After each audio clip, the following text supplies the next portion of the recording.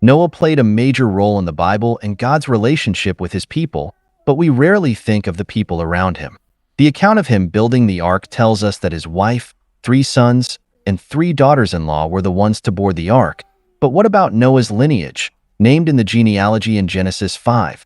Besides having a son God used most unusually and magnificently, do we need to know anything else about his father? Does the Bible tell us who was Noah's father? Genesis 5 gives an account of the line of humans starting with Adam. Though Adam and Eve were ushered out of the Garden of Eden, God's plan for humanity would continue according to his will. Tracking these generations shows God's will as we follow his story through to Jesus and all of eternity.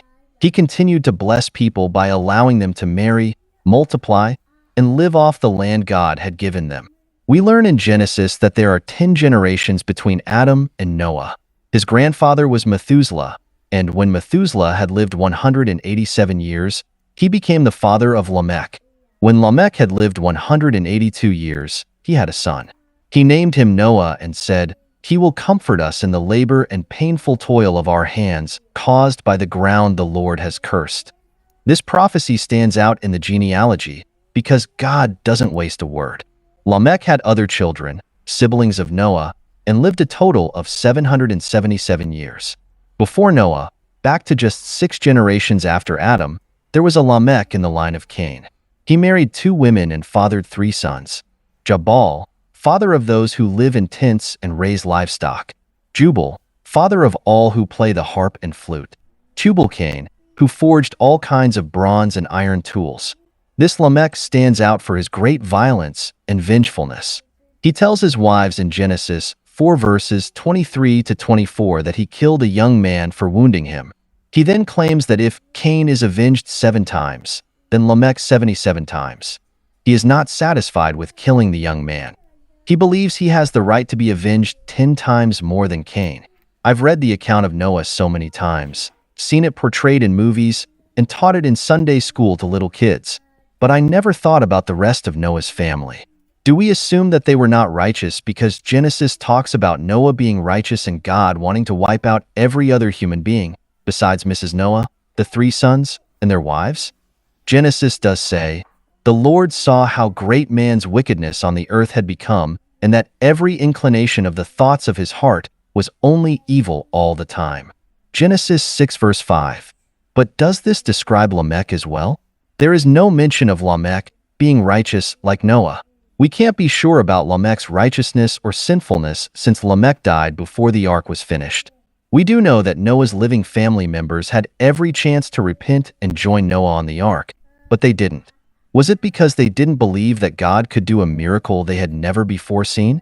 Send rain from the sky and water bursting forth from the rock? These stories, and knowing how traumatic it may have been to know what was happening outside of the ark, may help us understand what happened with Noah after the ark settled. When Noah and his family finally leave the ark, the first thing that we hear that Noah does is plant a vineyard. He then gets drunk and lies naked in his tent. To make matters worse, one of his sons came in the middle of the night and didn't cover him. They called in the other brothers to laugh with him. PK Young on Christian Stack Exchange makes an interesting comparison to Noah's nakedness and the shame that Adam and Eve felt when they realized they were naked. Why does this happen? As a man of the soil, Noah knew how to grow plants.